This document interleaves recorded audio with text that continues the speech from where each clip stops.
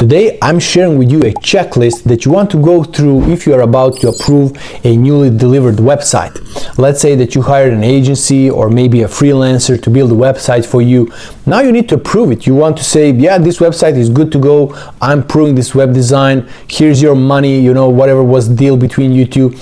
How do you do that? Again, this is a checklist. So if you go through these steps 1 to 9, if everything is in place, you're good to go. You can safely say that the website is in place and that you are future-proofed, especially with the point number 9. We'll come to that one a little bit later. Now, before we dive in, let me just welcome you. If you're new to the channel, my name is Bojan. If you follow me already, welcome back. All we talk about on my channel is how to get set up to sell online. I'm helping you, business owners, to understand what kind of digital assets you need and what kind of digital actions you need to take in order for you to grow your business online, to get some traction from your business online assets. I also want to help you elevate the level that you have when communicating with web designers, marketeers, so that at the end of the day you can hold them accountable. Now let's dive in. We are starting from the basic functionality check. That's number 1. Literally, you just want to go there on the website and make sure to click everything that's clickable on the website and see what happens. If you have some forms, fill in those forms. If you have some pop-ups, make sure that those pop-ups are working. If you have some video maybe on a home page or on whatever landing page, make sure the video is not starting automatically, because this is not favored by Google, for example. So some of those small checks, something that you are already aware of. Just put yourself in a position of a visitor and go to your website. Make sure to visit each and every page and click everything that you have on each and every page. I understand this can be a demanding, maybe you want to delegate this to somebody in your company or maybe multiple people in your company, depending how big your website is. At the end of the day, you can share with them this video. Again, I will share the checklist down there in the description so that you can easily go through it step by step. Step number 2, more than obvious, multilingual accuracy. If you have a website that have multiple languages, just the other day, for example, I had a case where the website was in English and there was an option to choose French. It's a Canadian website, and if I choose French, nothing happens. Like everything is the same. Whole website is still in English, but doesn't matter which language I'm on. The menu is always on French. So I don't know, like things like that. It's so obvious. It should be picked up when this website was delivered. I don't know, like it seems like it's there for a while now. Maybe it's already time to renew the design and update what's not working. Again, you can use this checklist if you want occasionally to check if everything is in place, if your website works correctly. Again, this checklist can also be used for periodical checks of your website health. Step number 3, mobile optimization. I mean, it's a big one. Today, most of the traffic happens on a mobile phone, so you want to be sure that your website works as well on mobile phone as it works on a big screen. Also maybe on an iPad, if you want to be very detailed. A very small amount of traffic happens on an iPad. I wouldn't put that much attention on it, but depending how important it is for you, or maybe that a lot of your visitors actually using iPads, you want to be sure that as it shrinks, from a big screen to iPad to mobile phone, everything looks normal, and the position of the photo and text, maybe some photos will disappear on a phone, that's also normal. You want to be sure that it looks normal on a phone. It just doesn't look, there's no some crazy design out there because the screen shrinked to the mobile size. So that's the mobile optimization. And still, you also want to check all the buttons, that all the forms, that everything works correctly, because sometimes it happens there are layers on the website, something that like visitors, they don't see that, but there are multiple layers, and sometimes it happens that the button is under some invisible layer and you actually see the button, but you cannot click it because it's under certain layer which is not clickable, and that's why you want to make sure that everything works. You want to try to click everything that's clickable, both on mobile phone, on a big screen, on iPad, just as we had in this basic check, but now you want to do it also on mobile to have great mobile experience. Speed and performance. Now, this one is very big. If your website loads slower than 3 seconds, if it takes more than 3 seconds to see the content on your landing page, you already lost 50% of your potential visitors, according to Google. So people are waiting approximately 3 seconds. If the page is not loaded, 50% of people gone. It still doesn't mean that the other 50% will wait whatever necessary for the page to load. They are still dropping off, you know, as the time goes. So maybe after 10-20 seconds, maybe there's just one person out of 100 still waiting for the page to load, but that's not what you want to achieve. You want to have website as fast as possible, and sometimes, to be fair, it doesn't depend only on a web designer. From their side, they want to make sure that all the photos are compressed, everything is compressed so that it loads fast. But sometimes, as I said, it doesn't depend only on them. It can be something on a server side. If you have some hosting which is shared maybe and it's not fast enough, it doesn't matter what the web designer do, they cannot make your website faster than it is. So that's another thing to discuss with your web designer or web design agency. You want to ask them what kind of hosting you need in order to have your website load faster than 3 seconds. And how do you check if it is loading fast enough? We have two tools. One of them comes directly from Google, and we have another one.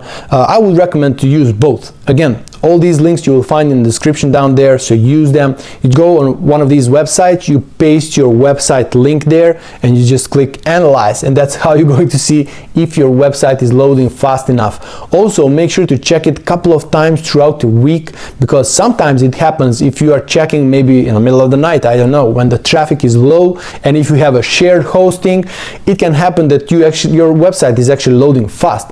But sometimes, like in the rush hour, when a lot of people are using websites, visiting some website that you are sharing hosting with, if you have shared hosting, it can happen actually that your website is not loading that fast enough. So make sure to check it occasionally, a couple of times throughout the week, for example, to make sure that it's consistent, that you don't have some ups and downs which are dramatic, you know. So you just want to have a website that loads fast all the time. That's important. Next one is conversion path review. This is rather simple. You want to put yourself in your customer's shoes, and again, don't forget to take your shoes off, and then just go to your website, check if it is clear enough what they need to do, what visitor needs to do in order to get your product or service, where they need to click, what happens when they click there. Is this path clear enough? Could it be clear? Maybe you want to have somebody outside of your company to ask them, you know, what they think about it. So because I know sometimes it's very difficult to be objective, to have objective point of view, because you are your business, you know a lot about it. To you, everything seems clear enough, but for somebody out there who, you know, never heard about this product or service, it can be tricky, you know. So make sure that it's clear enough to any visitor that comes to your website. If they see a headline, they need to know what it is. If they see a call to action, they need to understand, does this mean that I need to click this button and then this is going to happen? The email they are receiving after they submit the form, is it clear enough? You know, what's the next step? Are the steps explained on the website? This is a trend now for a couple of years already. I'm sure you saw this on multiple websites out there. They have this step number 1, step number 2, step number 3, and it's simplified so that everybody understands what it takes for me to do business with this company. You know, step 1, step 2, step 3. Again, that's what you want to check when it comes to conversion path review. Next one is browser and device testing. Of course, you want to be sure that your website works as well on Chrome, Safari, Firefox, Mozilla, whatever is out there, you know, whatever browser is out there. And sometimes also you want to check these browsers both on iPhone, Android.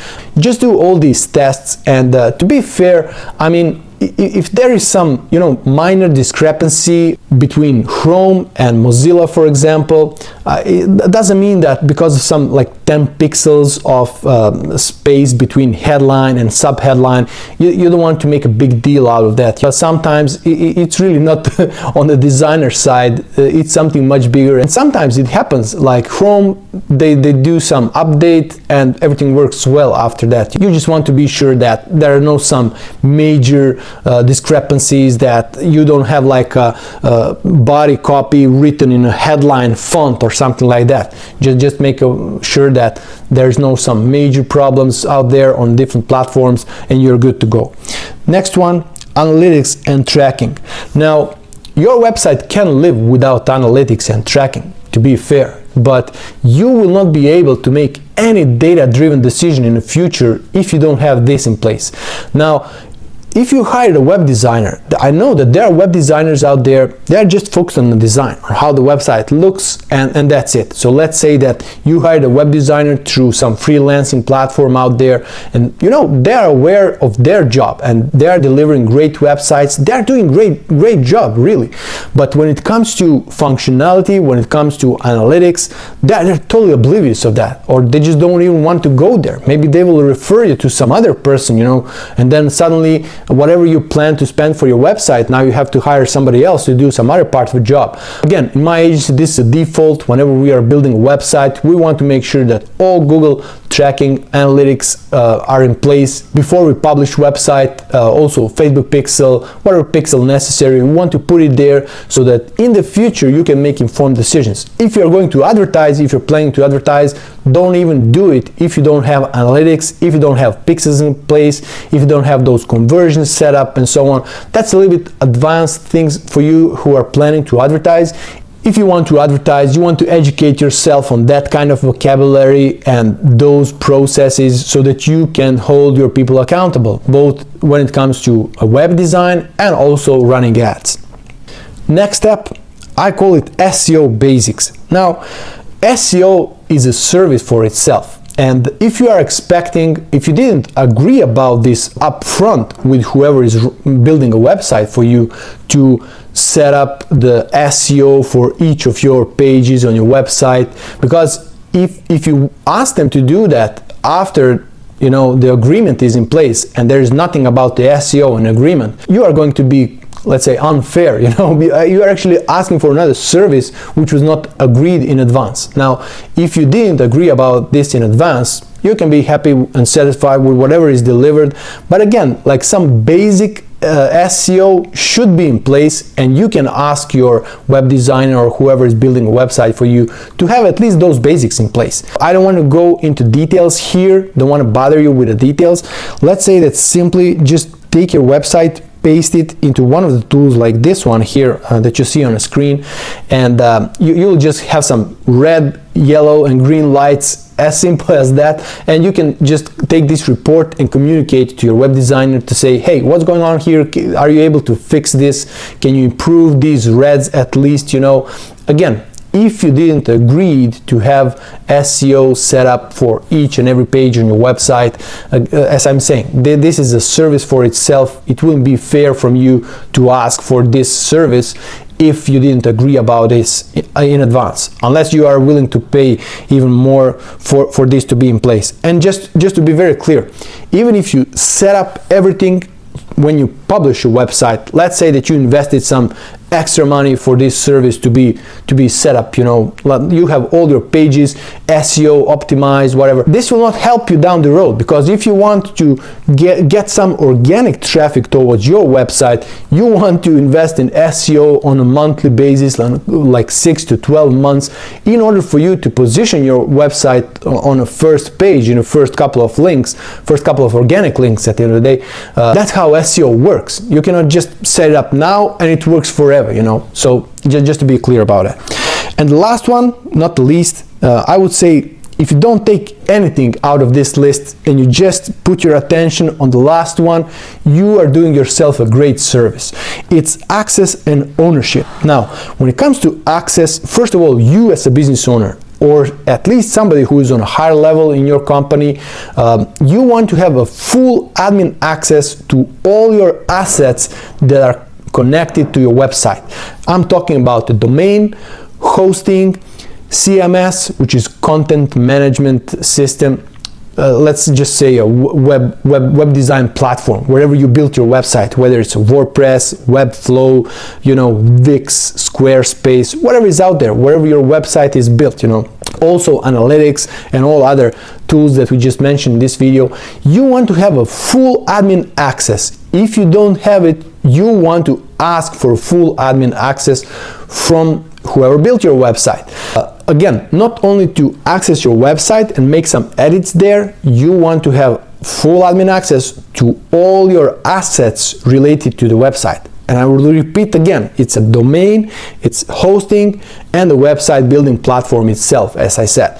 Analytics, that's the next one. So just whatever is connected to website, full admin access, nothing less than that. Next one is also ownership. The domain, hosting, you has to be owner, not the agency. Don't let the agency be between you and the hosting provider. You want to be owner. Why is this important? If God forbid, something happens to this agency or a freelancer, whoever was doing this for you, I understand it can be very comfortable. It seems as a peace of mind for you to have, I have my guy for a website. Whenever you call them, they do whatever you ask them. But what happens if one day this person suddenly disappears, the company bankrupt, maybe they decide to go live in a forest and just disconnect from the digital world, from a mobile phone, from internet. I saw a lot of crazy things happening out there these years, So just be sure that you have a full admin access, ownership of all those assets related to your website. And the next one is also, are you able to delegate this? So you want to be educated from the agency, from the freelancer, whoever built the website for you. You want to have an SOP so that you are able to delegate access to any of these assets to whoever necessary, whether it's a new agency, a new freelancer, maybe you hired somebody in-house to do this all work for you. So you want to be able yourself to delegate this and make sure to have an SOP so that you can easily transfer this knowledge to whoever you want within a company and hold them accountable to always have full control who has access to website, to all those assets of the website. That's how you want to treat this. It's a business asset just like everything else in your business. Imagine you have a warehouse out there and you have a guy that's responsible for access to this warehouse, and it seems comfortable, so whenever somebody needs to go there to enter, take something out, you have your guy and you call him. But what happens one day if this guy doesn't reply? As simple as that. Like, your website is your business asset and you invested a lot of time and effort and money at the end of the day, so make sure to keep it safe and to have a full control over your very important business asset, which is your website and everything related to the website. So now you know what you need to do before you approve that website, before you press publish, before you sign that agreement, before you sign that the job is done, before you pay whatever needs to be paid for this website delivery. Make sure to have everything in place. And again, number 9, if you don't do anything but just number 9, you are already good, because you will have opportunity to fix something in the future if something happens to whoever delivered this website for you. I hope you found value in this video. Go check some other videos on my channel and I'll see you in the next one.